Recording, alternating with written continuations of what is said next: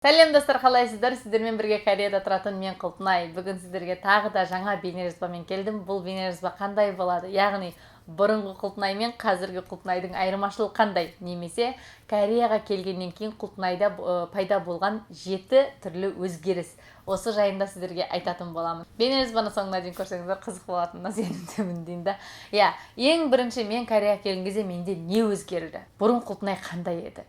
Ең біріншісі күліп жүретін Құлпынай пайда болды. Егер мені қазір көріп отырған сыныптастарым, группаластарым, ата-анам немесе бауырларым, туысқандарым мен танитын жандар болатын болса, жақсы біледі.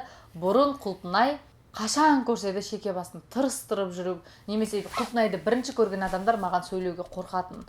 Қорқатын болғанда қорықпайтын, просто бата алмайтын. Каризма дей ма, не дейді, сондай бір нәрсе бар деп айтатын. Яғни бірден сөйлеуге ашуланып тұрған сияқты, бір нәрсеге ренжіп тұрған сияқты, бір нәрсе деп сөйлесек ұрыс естіп қалмаймыз ба деген сияқты бір сондай сезім пайда болатын жұрттарда. Жолдасым да оны қашан да маған айтып отырады, бұрын сен сондай едің ғой. Тіпті қазіргі суреттерімді, бұрынғы суреттерімді ашып қарап отырсам, қашан көрсеңіз осылай түскен суреттерім көп. Ал Кореяға келгеннен кейін бірінші кезде шынымды айтсам, жолдасымның туысқандарымыз, таныстарымыз барлығы жолдасынан сұрайды екен, әйелің бір нәрсеге ренжіп тұр ма, немесе бір болады ғой, сондай қапа болып тұр ма, немесе ашуланып тұр ма деген сұрақтар көп қойылады екен.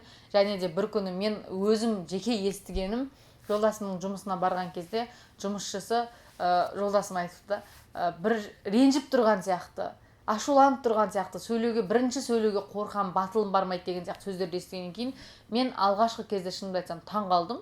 Мен еш нәрсеге ашуланып тұрған жоқпын ғой деп. Кейін айнала шетімді қарасам, кәрістер адамды көрген кезде өтірік күліп жүреді екен. Және мен де соны ең алғашында, маған ол қиын болды, өтірік күлем деп екі езуім, мына жерлерім ауырып кететін бірінші кездері. Одан кейін мән беріп, мен де сәл ортаға үйрену үшін, мен де сәл күліп жүруді мән берейінші деп жүрген кезде, мен де байқамай күндердің күнінде қашанда күліп жүретін Құлпынайға айналып шыға келдім. Одан кейін туысқандарым пластикалық операция жасатқасын ба, немесе басқа деп сұрап жатады. Мен айтып отыр, күлемсе көзде ақшам болса жасатар едім деп кейде мазақтап күліп қоямын, бірақ ондай емес. Жай ғана бір ғана күліп жүргеннен, бір ғана жымиып жүргеннен адамның түрі, бейнесі өзгеретініне дәл менің көзім жетті. Басқасын білмеймін, бірақ дәл осы нәрсені 100% сіздерге сенімділікпен айта аламын. Күліп жүрсеңіздер, қашанда ортаңызға нұр шашып жүресіздер, бақ келеді, және өздеріңіз әдемі болып жүре алатын сондай бір аура пайда болады екен адамда. Екінші Құлпынайда не өзгерді? Екінші Құлпынайда мінезім қатты өзгерді. Бұрынғы Құлпынайды білетін жандар жақсы біледі. Мен шыдамсызбын, бірақ қазіргідей емес тұғын. Бұрындары мен Қазақстанда жүрген кезде, супермаркетке барған кезде асықпай төлеу нормально. Немесе автобусты күтіп тұрған кезде кеш келеді, кеш кепті ғой деп міне беретін, осындай мінез болатын. Ал Кореяға келгеннен кейін айтайын ба, секунд, минут деген нәрсе мен үшін бір үлкен бір сондай болып кетті да. Автобустың остановкасында күтіп тұрмын, уақыты шығып тұрады, мына минутта келеді деп. Сол минутта келмесе сағатқа 100 қарайтын әдет пайда болған. Светофордың жасылы жанбай бара жатса қайта күтіп тұру, немесе болады ғой кез келген нәрсе, шыдамсыздық. Бұрын да шыдамсыз Құлпынай одан бетер шыдамсыз болып кетті. Яғни Кореяның пәли-пәли деген несі салты маған да жұққан сияқты, шынымды айтсам. Бірақ осы пәли-пәлидің арқасында мен бір күнде бірнеше жұмысты жасап үлгере аламын. Білесіздер, мен Құлпынай сабақ береді, онлайн курсы өтеді корей тілінен, Инстаграм арқылы. Сол кезде оқушыларыма да алдын ала ескертемін. Мен тезде сөйлейтін әдетім бар. Егер түсінбей жатсаңыздар, қайталап айтыңызшы деп, айтыңыздаршы деп. Сондай бір шыдамсыздық пайда болды. Одан кейін реакция, кәрістердің реакциясын сіздер көрсеңіздер, 진짜 деген бір реакция жасайды да. Бұрын осындай нәрсеге мен таң қалатым, қазір мен де соны жасап отырмын. Даже Кореядағы қазақтармен кездесіп, мен аудармашылыққа жұмысқа шығамын ғой, кездескен күннің өзінде де бір-бірімізге қойшын ба, бір реакция жасаймыз да. Ал Қазақстанда біздің бұлымызды не істеп отыр мыналар деген сияқты бір ой қалыптасуы мүмкін. Бірақ осында тұрғаннан кейін сондай реакциям пайда болды, шыны керек. Бір шынымен де бар жүрегімен шын ба, қойш деген сияқты мынандай бір нәрсе айта алатындай бір сондай шыдамсыздықпен реакция пайда болды. Одан кейін Құлпынай күріш жемесе тамақтанғандай болмайтын сезімде пайда болды. Түсінбей тұрған шығарсыздар, Қазақстанда біз нан жемесек тамақтанғандай болмаймыз ғой. Бұл жаққа келгеннен кейін мен күріш жемесем тамақ ішкендей болмаймын. Таңертең ішпейміз, обед кешті ішкен кезде міндетті түрде күріш болу керек. Бір күні күрішсіз рамен немесе пицца бір нәрсе жасай алатын болсаң, бәрібір тамақтанған бір нәрсе жетіспей тұрады. Кореяда күріш міндетті түрде болғандықтан мен де соған үйреніп кеттім ғой деймін, күрішсіз тамақ жей алмаймын. Ал нан мен кофені тамақтан кейін как десерт ретінде жейтін әдет пайда болды. Біреулеріңіз күлуіңіз де мүмкін, бірақ шынымен де сондай болып алды. Одан кейін Кореяда құлпынай әмиянсыз жүретін әдет шығарды. Ол не деген сөз? Мен әмиянсыз жүрсем де көшеге барып барлық нәрсе ала аламын, қаршылай аламын. Телефонда барлық картаны тіркеп қойғанымыз барлығы бар. Телефон арқылы бұл жерде барлық жер төлей береді. Сол үшін бір телефонды алып аламын да, қолма-қол ақша дегенді мүлде ұмытқанбыз. Кейде карта алып жүресің, кейде картаңды ұмытып кетсең де телефон болса болғаны.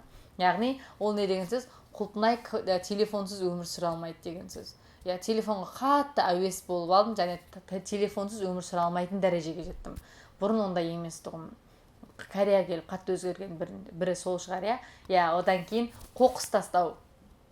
Қоқыс тастау дегенге бірден қандай қоқыс деп жатқан шығарсыздар. Кореяға алғаш келген кезімде бір үлкен ападан мен қоқыс тастаймын деп жақсылап орыс естіген кезім болған. Тіпті айыппұл төлей жаздай қалған кездерім де болған.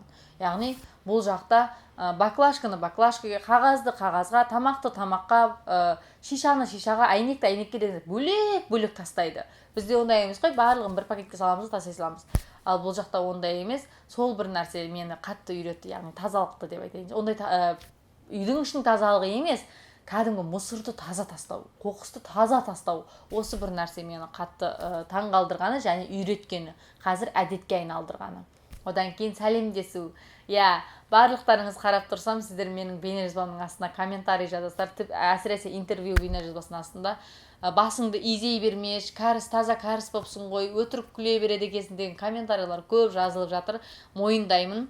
Басыңды изей беретін ол әдет болып қалған. Неге? Себебі Кореяда көрген адамды аньясео деп амандаса саламыз, немесе рахмет деп басымыз дейміз, немесе кешіріңіз деп басымыз. Осы бас изеу шынымен де әдетке айналып кеткен.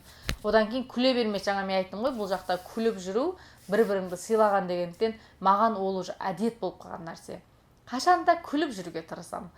Басымды изеп амандасу. Бірінші Кореяға келген кезімде бет сүйіп амандаса жаздап, немесе қолымды беріп амандаса жаздап, ұялып қалған кездерім әжептәуір болатын. Ал қазір керісінше Кореяда жұмысқа шығамын, аудармашылыққа, қазақтармен кездессек, екеуміз де бір-бірімізге басымызды изеп амандастырқылдап көріп, одан қолымызды беретін кездер болады. Яғни сәлемдесуім қайда өзгеріп кетті. Келесі, бет күтімі. Қандай бет күтімі деп ойлауларыңыз мүмкін. Мен бұрын Қазақстанда жүрген кезде мүлде боянбайтын. Бояну бұлай тұрсын, бояну қазір де андасында боянасың ғой, бояну бұлай тұрсын, крем, тонер, лосьон деген нәрселерді көп жақпайтын. Бетімді жуатымда, сүртетімді кете беретім. Содан кейін де кожамды қатты құртып алдым, өте құрғақ кожа менікі. Кореяға келгеннен кейін ең бірінші бетімді лосьон, крем міндетті түрде жағып жүретін әдетке айналды.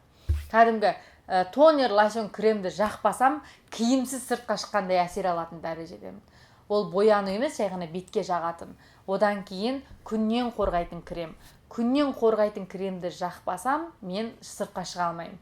365 күн қар жаусын, күн бұлт болсын, күннен қорғайтын крем жағып жүремін. Себебі бірінші кезде Кореяға келген кезде косметологқа барамыз ғой. Барған кезде маған айтқаны, күннен қорғайтын кремді жақпасаңыз, бетіңізге тез әжім түседі. 365 күн жағып жүріңіз деген нәрсені естігеннен кейін, мен әлі күнге дейін 365 күн басқа нәрсе алмасам да, күннен қорғайтын крем көп сатып алып қойып, соны жағып жүремін. Міндетті түрде. Бұларды жақпасам, жаңа мен айтқандай киімсіз көшеге шыққандай өзімді әсер аламын. Яғни өзімді күтуім, күліп жүруім, мінезім өзгерді. Осындай бір Кореяға келіп, Кореяның ортасына келіп, осындай басқаша құлпынайға айнала келдім. Жаман әдеттер деп айтпаймын, өзіме ұнайтын әдеттер, және де осы әдеттерді үйрену арқылы мен Кореяға ортама тез сіңісіп кеттім, тез үйреніп кеттім. Қорытындылайтын болсам, қандай елге, қандай қалаға, қай жерге, қай ортаға бармаңыз, сол ортаға байланысты тез сол жерге сіңіп кетсеңіз, солардың жасаған үйренсеңіз, онда сіз қиналмай өмір сүресіз, сол жерге тез үйренесіз деген үміттемін. Бейнежазбаны соңына дейін көргендеріңізге көп-көп рахмет. Барлықтарыңызды жақсы көремін.